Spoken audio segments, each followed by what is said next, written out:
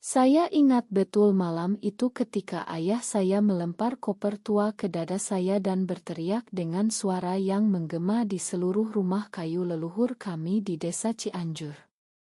"Pergi kau dari sini Laras. Kamu bukan anakku lagi," katanya sambil ibu menangis di belakangnya dan kakak laki-laki saya menahan pintu agar saya tidak bisa masuk lagi. Hanya karena mereka melihat saya mencium Dina di belakang gudang padi sore itu.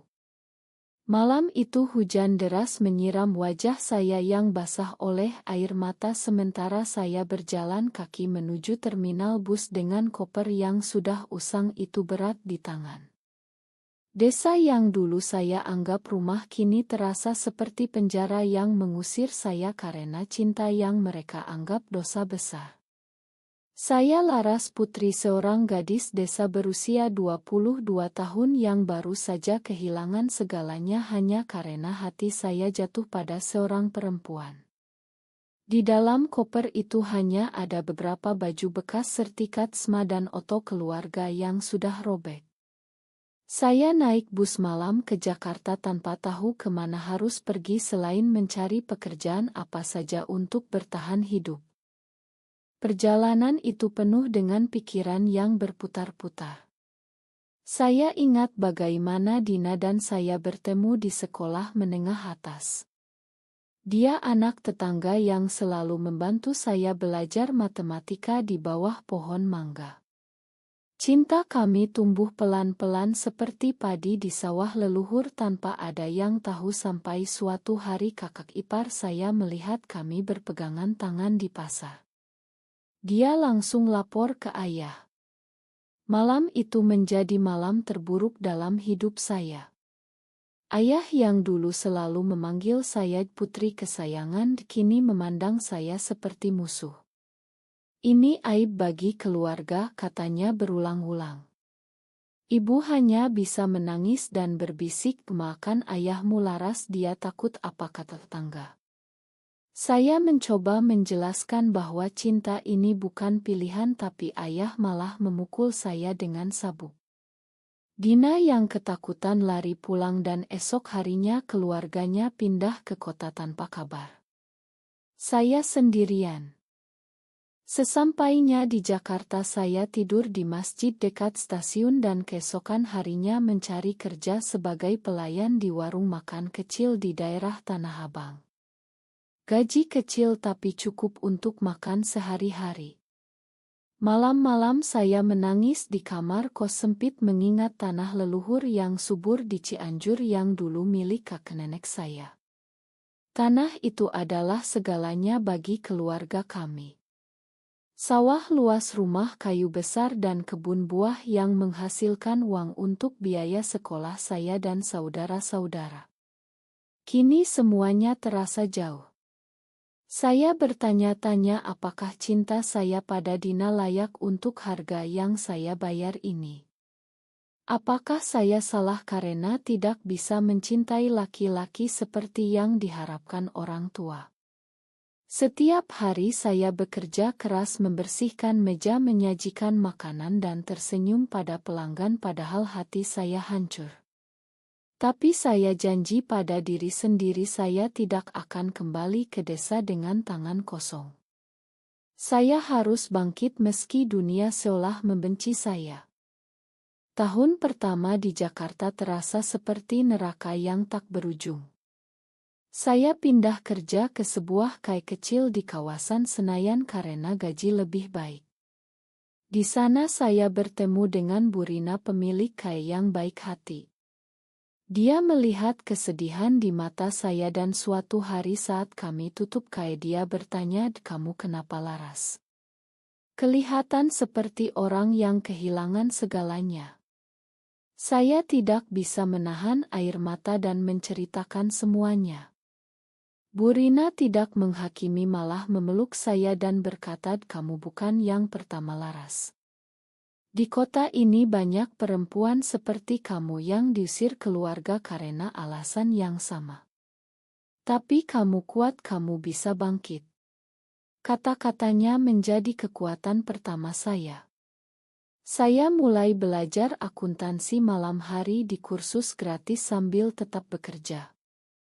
Sementara itu di desa berita tentang saya menyebar seperti api. Kakak laki-laki saya yang paling membenci saya mengirim pesan singkat, "Jangan pernah kembali. Ayah sakit karena kamu." Saya tahu itu bohong tapi tetap saja sakit. Saya mencoba menghubungi Dina melalui teman lama tapi nomornya sudah tidak aktif. Mungkin dia sudah menikah dengan laki-laki seperti yang diharapkan keluarganya. Pikiran itu membuat saya semakin termotivasi untuk sukses. 2 tahun kemudian saya pindah ke perusahaan properti kecil sebagai sekretaris. Di sana saya belajar tentang bisnis tanah dan properti. Saya sadar bahwa tanah adalah kekuatan di Indonesia. Tanah leluhur kami di Cianjur yang dulu saya anggap biasa kini menjadi mimpi saya untuk dibeli kembali suatu hari. Konflik batin saya semakin dalam. Di siang hari saya tersenyum melayani klien tapi malam hari saya bertanya pada cermin apakah saya monster karena mencintai Dina.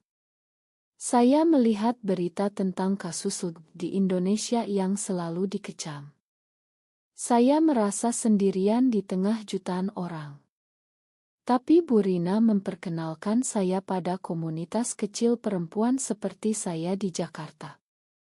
Kami bertemu diam-diam di kait tersembunyi berbagi cerita tanpa nama. Di sana saya bertemu dengan Maya, seorang pengacara yang juga pernah diusir keluarga. Dia mengajari saya cara mengelola emosi dan tidak membiarkan prasangka menghancurkan saya. "Kamu harus makan diri sendiri dulu Laras," katanya. Saya mulai menabung setiap rupiah. Saya belajar investasi saham kecil-kecilan dan akhirnya naik jabatan menjadi manajer penjualan properti. Hidup mulai terasa lebih baik tapi luka lama masih menganga. Saya mendengar dari tetangga desa bahwa tanah leluhur kami mulai digadaikan karena utang kakak laki-laki yang berjudi. Hati saya sakit tapi juga ada api kecil harapan. Mungkin suatu hari saya bisa kembali.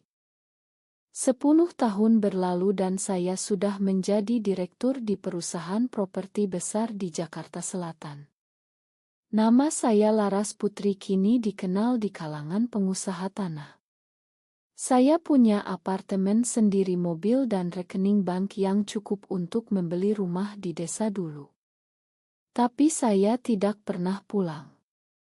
Setiap tahun Lebaran saya kirim uang anonymously ke ibu tapi tidak pernah bicara. Saya masih takut menghadapi ayah yang dulu mengusir saya. Di tengah kesuksesan itu saya bertemu dengan Sinta di sebuah seminar properti.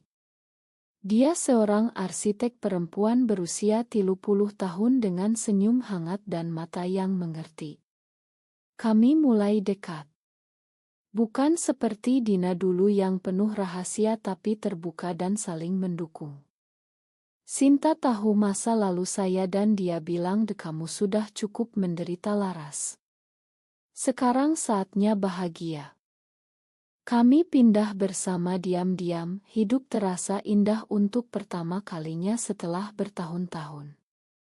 Tapi bayangan keluarga masih menghantui. Suatu hari saya dapat telepon dari notaris desa. Tanah leluhur keluarga Bapak Hadi akan dilelang karena utang bank, katanya. Hati saya berdegup kencang. Tanah itu 15 hektar sawah dan rumah kayu besar yang dulu milik kakek. Ayah saya yang dulu bangga dengan warisan itu kini kehilangan semuanya karena kesalahan anak laki-lakinya. Saya memutuskan untuk ikut lelang secara diam-diam melalui perusahaan saya. Saya tidak ingin keluarga tahu dulu. Prosesnya panjang tapi akhirnya saya menang. Saya sekarang pemilik tanah leluhur. Konfrontasi batin semakin kuat. Saya bertanya pada Sinta, apakah saya jahat kalau membalas dendam seperti ini. Sinta memeluk saya dan berkata, ini bukan dendam, Laras. Ini keadilan untuk dirimu sendiri. Tapi saya masih ragu. Saya ingat wajah ibu yang menangis malam itu. Saya ingat Dina yang menghilang tanpa perlawanan. Apakah cinta saya dulu layak membuat keluarga hancur? Saya memutuskan untuk kembali ke desa setelah 15 tahun. Dengan mobil mewah dan dokumen tanah di tangan, saya berdiri di depan rumah kayu yang dulu mengusir saya. Ayah yang sudah tua dan sakit melihat saya dengan mata terbelalak. "Kamu, Laras," katanya pelan. Saya menjawab dingin, "Iya, Pak. Dan sekarang tanah ini milik saya." Reaksi ayah tidak seperti yang saya bayangkan. Dia tidak marah, malah jatuh berlutut dan menangis. "Maafkan ayah, Laras. Ayah salah." Ibu keluar dari dalam rumah dan memeluk saya erat. Kakak laki-laki saya yang dulu menahan pintu kini berdiri diam dengan kepala tertunduk. Desa ramai dengan berita kepulangan saya. Tetangga berbisik-bisik, itu Laras yang dulu diusir Karena. Ya itu. Prasangka masih ada, tapi saya tidak peduli lagi. Saya panggil semua keluarga ke rumah besar dan tunjukkan dokumen. Saya beli tanah ini secara sah. Mulai hari ini kalian boleh tinggal, tapi dengan syarat. Tidak ada lagi pengusiran karena alasan cinta. Kakak saya marah, "Kamu balas dendam ya?" Saya jawab tenang, Li, ini bukan dendam. Ini pelajaran bahwa cinta tidak bisa diusir begitu saja. Malam itu saya duduk di teras dengan Sinta yang ikut datang. Kami memandang sawah yang kini milik saya. Saya ceritakan semua luka lama. Sinta mendengar tanpa menghakimi. Tapi ada pengkhianatan yang belum saya ungkap. 2 tahun lalu saya tahu dari teman lama bahwa Dina menikah dengan kakak ipar saya atas paksaan keluarga. Dina yang dulu lari ketakutan kini hidup menderita di desa sebelah. Saya merasa dikhianati 2 kali. Pertama oleh keluarga, kedua oleh Dina yang tidak berjuang untuk kami. Saya pergi ke rumah Dina diam-diam, dia melihat saya dan menangis telaras. "Maafkan aku. Keluargaku memaksa." Kami berpelukan lama, tapi saya tahu cinta lama itu sudah mati. Saya hanya ingin menutup luka. Keesokan harinya ayah sakit parah. Dokter bilang stres dan usia. Di rumah sakit ibu memegang tangan saya, "Laras, tolong makan ayah." Dia menyesal setiap hari.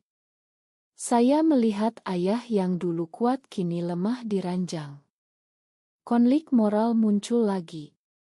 Apakah saya harus memakan atau biarkan mereka merasakan sakit yang sama? Saya putuskan untuk memberi kesempatan. Saya bayar semua biaya pengobatan dan ingin mereka tinggal di tanah itu, tapi rumah utama saya ubah menjadi kantor saya sendiri. Sinta mendukung keputusan saya. "Kamu sudah menang, Laras.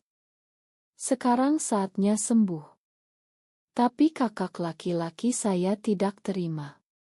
Dia datang malam-malam mabuk dan memukul pintu. "Kamu hancurkan keluarga ini." Pertengkaran meledak. Saya hadapi dia dengan tenang, "Kamu yang hancurkan dengan judi." Saya hanya ambil kembali hak saya.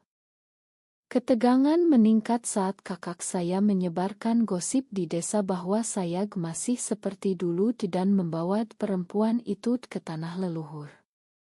Prasangka sosial meledak lagi. Beberapa tetangga boikot kami. Ibu menangis setiap hari takut kehilangan muka. Ayah yang sudah pulih hanya diam dan melihat saya dengan mata penuh penyesalan. Saya merasa lelah. Sinta menyarankan mungkin kita pindah ke Jakarta lagi. Tapi saya tolak. Ini tanah saya. Saya tidak akan lari lagi. Saya mulai mengembangkan tanah itu menjadi agrowisata modern. Saya rekrut pemuda desa untuk bekerja dan bayar gaji layak. Perlahan sikap tetangga berubah. Mereka lihat saya bukan monster tapi pebisnis sukses. Suatu malam Dina datang ke rumah secara diam-diam. "Laras, aku dengar kamu beli tanah ini." Makan aku dulu tidak berani melawan keluarga. Dia cerita bagaimana kakak ipar memaksa pernikahan dan dia menderita bertahun-tahun. Saya dengar tanpa amarah. Kita sudah beda jalan, Dina.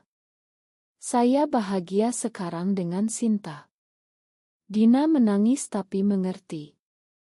Pertemuan itu menutup bab lama. Tapi kakak laki-laki saya tidak berhenti. Dia datang dengan pengacara mengklaim tanah itu warisan dan tuntut saya. Sidang di pengadilan desa menjadi pertarungan sengit. Bukti saya kuat karena lelangsah. Hakim putuskan mendukung saya. Kakak saya kalah dan akhirnya pergi meninggalkan desa dengan dendam. Di tengah semua itu saya sadar bahwa kebangkitan saya bukan hanya soal uang. Saya mulai bicara terbuka dengan ibu tentang cinta saya. Ibu pelan-pelan menerima meski masih takut apa kata orang. "Asal kamu bahagia, Laras," katanya suatu malam. Saya peluk ibu lama sekali. Sinta dan saya merencanakan pernikahan kecil di tanah itu hanya dengan orang-orang terdekat. Tapi ayah masih diam, dia belum sepenuhnya terima. Saya tunggu dengan sabar. Setiap hari saya jalan di sawah mengingat masa kecil. Trauma masih ada tapi semakin pudar. Saya belajar bahwa cinta sesama wanita bukan dosa tapi bagian dari siapa saya. Akhirnya setelah berbulan-bulan ayah memanggil saya ke teras. Dia duduk di kursi kayu tua dan berkata pelan, "Laras, ayah minta maaf. Ayah takut dulu. Takut desa mengejek. Tapi sekarang ayah lihat kamu berhasil. Kamu bahagia dengan Sinta. Ayah salah mengusir kamu." Air mata saya jatuh. Kami berpelukan untuk pertama kalinya setelah 15 tahun. Desa perlahan menerima. Agrowisata saya sukses dan membawa uang masuk untuk banyak keluarga. Sinta dan saya menikah secara sederhana di bawah pohon mangga yang dulu tempat kami bertemu dengan Dina. Tidak ada pesta besar, hanya cinta dan kedamaian. Saya berdiri di balkon rumah baru memandang tanah luas yang kini milik saya. Sinta memeluk saya dari belakang. "Kamu sudah pulang, Laras?" "Ya, saya sudah pulang. Tapi pulang bukan sebagai anak yang diusir melainkan sebagai pemilik yang memakan. Keluarga saya kini utuh lagi meski bekas luka masih ada. Kakak laki-laki saya tidak pernah kembali tapi saya kirim uang untuk anaknya. Saya tidak ingin dendam berlanjut. Hidup mengajari saya bahwa setiap pilihan ada harganya. Saya bayar mahal dengan air mata dan kesepian tapi saya dapat kembali tanah leluhur dan cinta yang sejati. Cerita ini berakhir di sini tapi pertanyaan tetap menggantung, apakah saya benar membeli seluruh tanah leluhur dan memaksa keluarga menghadapi kesalahan mereka atau seharusnya saya memakan tanpa syarat dan membiarkan masa lalu terkubur selamanya?